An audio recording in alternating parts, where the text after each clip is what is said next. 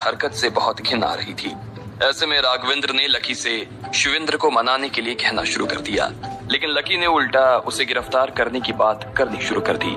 आखिर में जब राघवेंद्र लकी की शर्त मानने के लिए राजी हुआ तो लकी ने उसे माफ कर दिया और उसके ऊपर आई हुई मुसीबत से उसे निकाल दिया। जैसे ही राघवेंद्र वहां से निकला कि इतने में लकी को हॉस्पिटल से फोन आया। उन लोगों को उस आदमी के कपड़े मिल गए थे जो कातिल था। लकी की नजर उस कपड़े के एक हिस्से पर टिकी हुई थी। इसकी पैंट की जेब में कुछ भी नहीं है, तुम क्या देख रहे हो लकी? शिवेंद्र ने लकी की तरफ देखते हुए पूछा। लकी जो देख रहा था उसने वो शिवेंद्र को भी दिखा दिया। जैसे ही शिवेंद्र ने वो देखा तो वो हैरान हो गया। उस आदमी की शर्ट की कॉलर पर टेलर के नाम और नंबर का लेबल लगा हुआ था। उस पर उसके गांव का पता भी लिखा हुआ था। ये तो कमाल हो गया, शिवेंद्र ने कहा। लकी ने हाँ में सिर हिला दिया और सीधा उस टेलर के नंबर पर फोन मिलाते हुए कहा, जी रॉयल टेलर से बात कर रहे हैं? नमस्ते, मेरा नाम लक्ष्मण है, मैं आपके पास के ही गांव से बात कर रहा हूँ।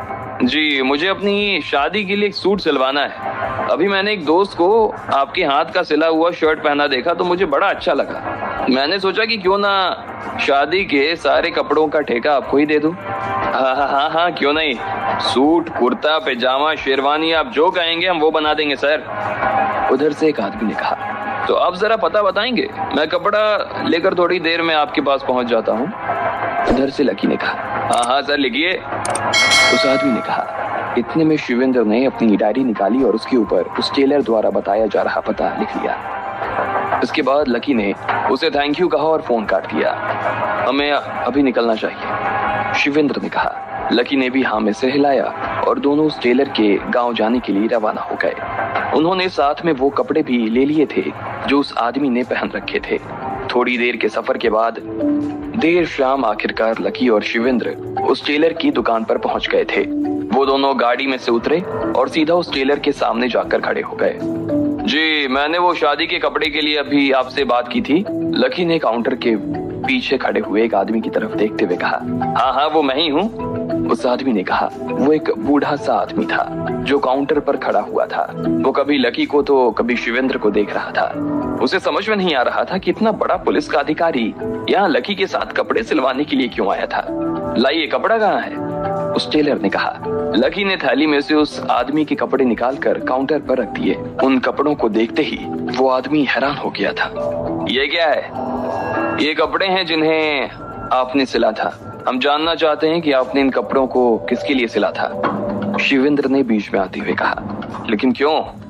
क्योंकि जिस आदमी के ये कपड़े हैं उसने एक आदमी की जान ली है और उसका इल्जाम इनके सिर पर आ गया है। हम उस आदमी की तलाश कर रहे हैं जिसके ये कपड़े हैं, शिवेंद्र ने कहा। टेलर ने कपड़े को अपने हाथ में लिया और देखते हुए बोला, देखने में तो बहुत पुराने लग रहे हैं, पता लगा पाना मुश्किल है कि इन्हें कब और किसके लिए सिला था। आप एक काम कीजिए, 2-4 दिन बाद आइए, तब तक मैं आपको बता दूंगा कि ये मैंने किसके लिए सिले थे, उस आदमी ने कहा। लकी और शिवेंद्र एक दूसरे की तरफ देखने लगे।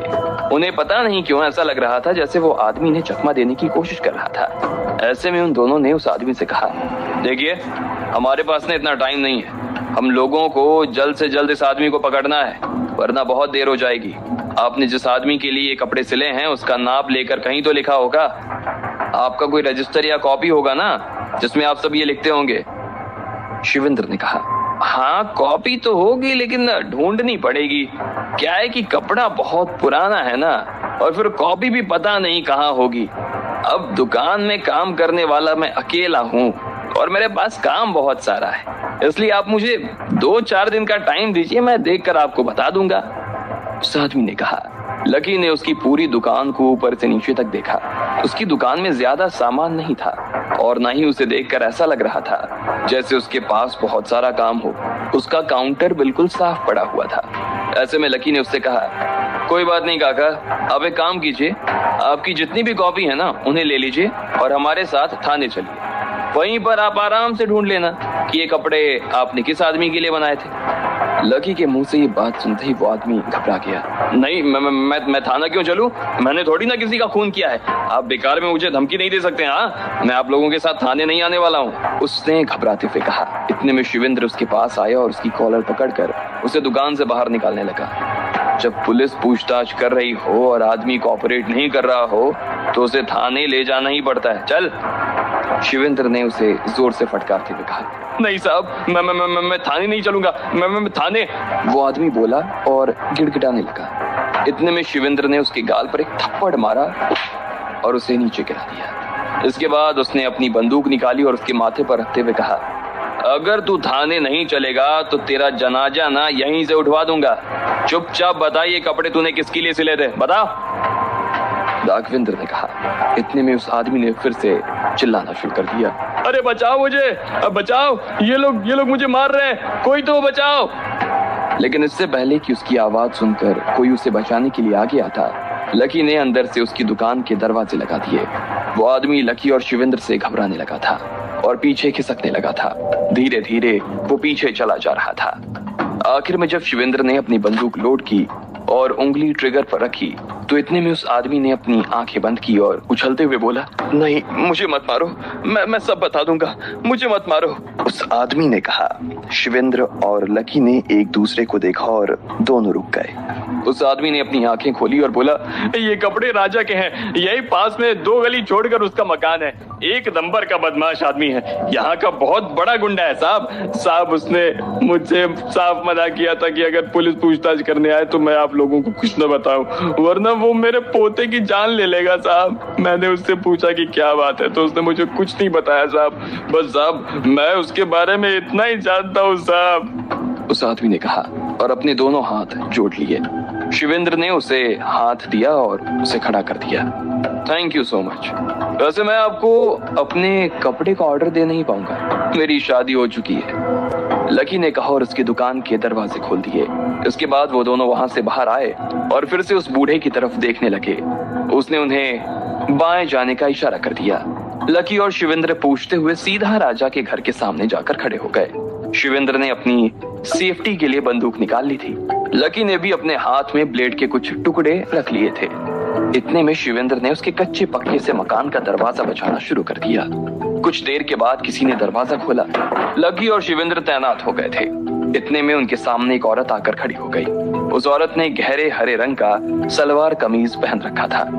जी बताइए, राजा का मकान यही है? हाँ यही है, लेकिन अब वो यहाँ नहीं रहता है, उस औरत ने कहा। आप? मैं उसकी माँ हूँ। राजा के ऊपर एक आदमी के खून का इल्जाम है। क्या हम आपके घर की तलाशी ले सकते हैं? उसका कोई फायदा नहीं है, वो 5 साल से यहाँ नहीं आया है। आप जो कह रहे हैं वो सही होगा, लेकिन अब हमारा राजा से कोई लेना देना नहीं है, उसकी माँ ने कहा। इतने में राजा के पिता बाहर आए और बोले, अरे क्या हुआ, कौन आया है? उन्होंने कांपती हुई आवाज में कहा। उनके हाथ पैर भी कांप रहे थे। वो कुर्ते पैजामे में उनके सामने खड़े थे। कुछ नहीं, आप अंदर जाइए, ये लोग राजा के बारे में पूछताछ करने के लिए आए हैं, उस औरत ने कहा। मर गया राजा हमारी नजरों में है, मर गया वो। ये किसी राजा का घर नहीं है। अगर उसे ढूंढना है तो जाओ, हैदराबाद जाओ, वही होगा वो उस राक्षस के साथ जिसके चक्कर में आकर उसने ये सब पाप करना शुरू किया है। भगवान के लिए उसके चक्कर में हमें परेशान करना बंद कीजिए।